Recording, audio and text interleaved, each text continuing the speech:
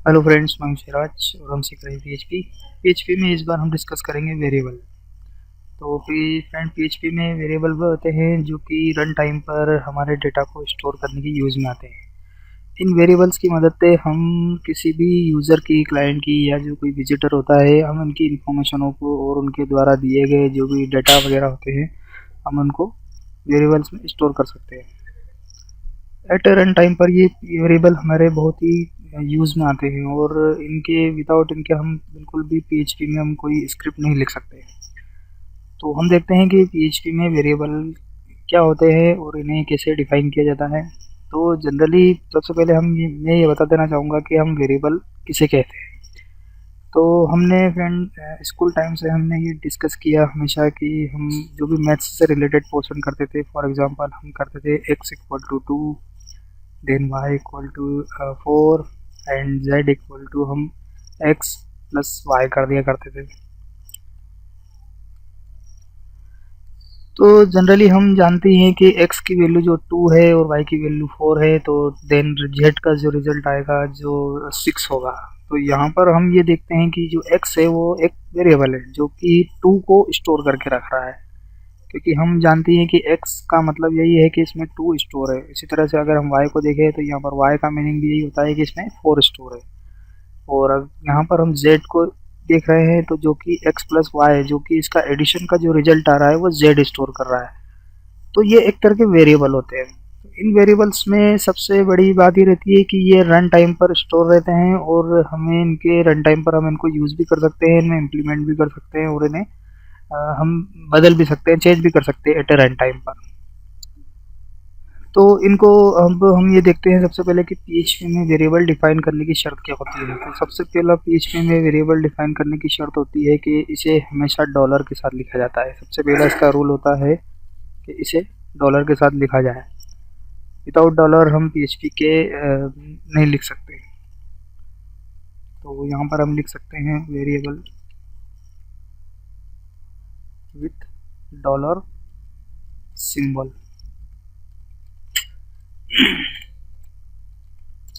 ठीक इसी तरह से अगर हम दूसरा इसका रोल देखना चाहते हैं तो इसको हम किसी भी वेरिएबल को डिफाइन कर ले, जो भी हम वेरिएबल का नाम डिफाइन कर रहे हैं हम उसे अंडरस्कोर के साथ यूज़ कर सकते हैं।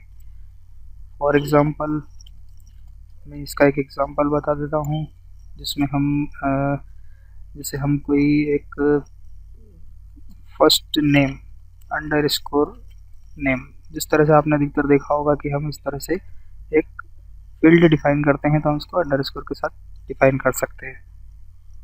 ठीक इसी तरह से अगर हम आगे बढ़े तो हम वेरिएबल जो कि एक बहुत ही केस सेंसिटिव होते हैं, मीन्स ये कि अगर आपने यहाँ पर फर्स्ट कैरेक्टर कैपिटल दिया है तो यहाँ पर आपको फर्स्ट कैरेक्टर कैपिटल के साथ ही इसे यूज़ करना होगा। अगर आपने यहाँ पर अगर फर्स्ट अंडरस्कोर नेम ये ले लिया तो ये दूसरा वेरिएबल कहलाएगा। ठीक है, कैपिटल ए टू जेड या फिर स्मॉल ए टू जेड, और इसी तरह से हम 0 to 9 इन तरह के किसी भी कैरेक्टर को हम बीच में वेरिएबल को डिफाइन करते वक्त यूज़ कर सकते हैं। तो ये कुछ शर्तें होती है वेरिएबल को डिफाइन करने की। तो इसका हम एक एग्जांपल देखते हैं। ये मेरी नोटपैड की फाइल है, यहाँ पर मैं एक पीएचपी स्क्रिप्ट लिख रहा हूँ। तो मुझे सबसे पहले यहाँ पर पीएचपी का स्टार्ट टैग और एंड टैग डिफाइन करना होगा। देन इसके बाद मुझे यहाँ पर वेरिएबल डिफाइन करना है। तो मुझे वेरिएबल डिफाइन करने के लिए यहाँ पर लिखना होगा var। ठीक है, और ये var होता है जो कि जिसके बारे में हम डिस्कस कर चुके हैं। तो पीएचपी में फ्रेंड डेटा टाइप भी होते हैं। जब हम कोई एक वेरिएबल डिफाइन कर रहे होते हैं तो हमें उसका एक डेटा टाइप डिफाइन करना होता है। अदर लैंग्वेज में, जैसे कि हम अदर लैंग्वेज की अगर बात करें तो वहाँ पर हमें पहले से इसका डेटा टाइप डिफाइन करना होता है।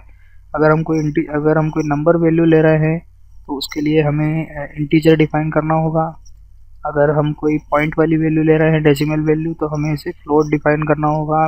इसी तरह से अगर हम कोई कैरेक्टर ले रहे हैं तो हमें उसे कैरेक्टर के साथ उसका वेरिएबल नेम डिफाइन करना होगा। लेकिन पीएचपी में हमारे पास यही फैसिलिटी है कि हम कोई भी वेरिएबल, इनमें से हम कोई भी वैल्यू स्टोर कर रहे हों, चाहे वो नंबर हो, डेसिमल हो या कोई अल्फ़ाबेटिकल हो, तो हमें डायरेक्ट बस उसे var के साथ यूज़ करना होता है।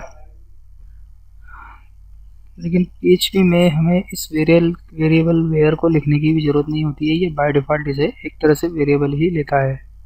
तो हम आते हैं हमारी स्क्रिप्ट पर। तो ये हमारा PHP का स्टार्ट टैग है और ये एंड टैग।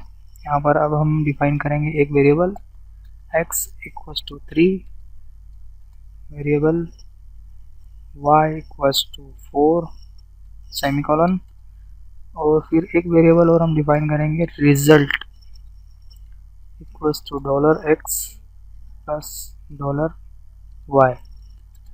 और अब इसे हम प्रिंट कराना चाहते हैं, आउटपुट देखना चाहते हैं, तो हम $result इको के साथ हम इसे इस तरह से डिफाइन करते हैं। पहले वेरिएबल बनाया जिसमें हमने 3 को स्टोर किया, दूसरे में 4 को, एक वेरिएबल और बनाया जिसमें हमने x प्लस वाई के दोनों के रिजल्ट को हमने ऐड किया, और फिर हमने इसी रिजल्ट में जो वैल्यू आई है हम इसे देखना चाहते हैं, तो इसके लिए फिर हमने इको का यूज़ किया और देखना चाहते हैं कि रिजल्ट क्या है। तो इसे सेव करते हैं।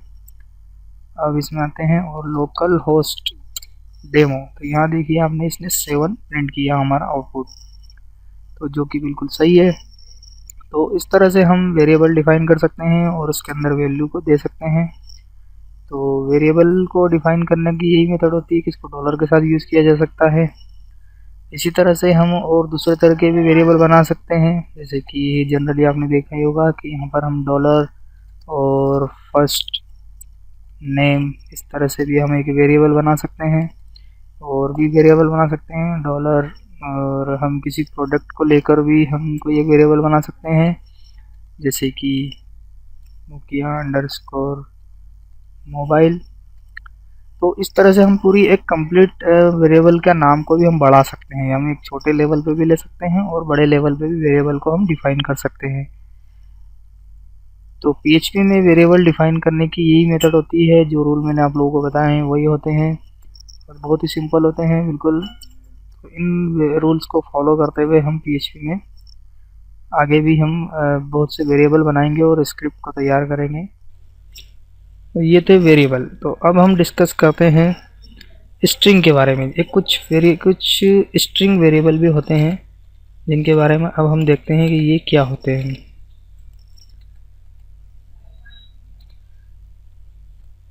तो स्ट्रिंग वेरिएबल वे होते हैं जिसमें हम एक पूरी कंप्लीट एक स्ट्रिंग और एक पूरी लाइन को हम स्टोर कर देते हैं। यहाँ पर जनरली हमने देखा कि हम किसी एक जो रिजल्ट आता है कोई या किसी वैल्यू को, या जो वैल्यू के बाद जो रिजल्ट आया हम उसे स्टोर कर सकते हैं। बट यहाँ पर हम एक स्ट्रिंग वेरिएबल को हम पूरी एक लाइन, एक पैराग्राफ, इस पूरे एक कंटेंट को, पूरा एक स्टेटमेंट को हम स्टोर कर सकते हैं। पूरी एक क्वेरी हम इसमें स्टोर कर सकते हैं। तो इसे भी यूज़ करने की कोई शर्त नहीं होती है, हमें डायरेक्ट डॉलर के साथ हम यहाँ पर लिख देते हैं। तो इसे भी हम डॉलर के साथ यूज़ करते हैं। यहाँ पर हम जनरली एक स्टेटमेंट लिख सकते हैं। फॉर एग्जांपल मैंने यहाँ लिख दिया है सब्जेक्ट ओवरव्यू। ठीक है, तो ये जो पूरी लाइन है ये पूरी एक सब्जेक्ट में स्टोर हो जाएगी। तो इसे भी हम देख लेते हैं। तो यहाँ हमने इसे जो डिफ़ाइन किया हुआ था मैं इसे हटा देता हूँ, और यहाँ पर सबसे पहले मैं डिफ़ाइन करता हूँ एक सब्जेक्ट। यहाँ पर हम सबसे पहले डिफ़ाइन कर देते हैं text 1 equals to, double quotes में हम एक स्ट्रिंग देते हैं यहाँ पर, हेलो ओवरव्यू। तो इसे अब हम प्रिंट करके देखते हैं कि ये कैसे शो हो रहा है। तो $txt1।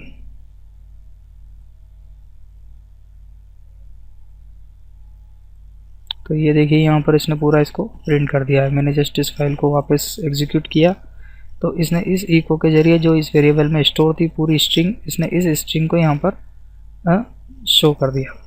तो इसी तरह से हम यहाँ पर कोई भी एक स्ट्रिंग ले सकते हैं। तो इस स्ट्रिंग की मदद से हम पूरी लाइन, पूरे पैराग्राफ को हम या पूरी एक क्वेरी को भी स्टोर कर सकते हैं एट ए रन टाइम। तो यहाँ पर सबसे यूज़फुल जो होता है कि स्ट्रिंग को यूज़ करने का सबसे फ़ायदा ये होता है कि हमें रन टाइम पर इतनी बड़ी लेंथ में कोई एक क्वेरी स्टोर करने के लिए हमें यहाँ पर लेंथ में एक पूरी क्वेरी को स्टोर करने के लिए हमें एक स्ट्रिंग की ज़रूरत पड़ती है, जो कि इस तरह से हम किसी भी एक वेरिएबल को बनाकर उसमें हम एक स्ट्रिंग स्टोर कर सकते हैं।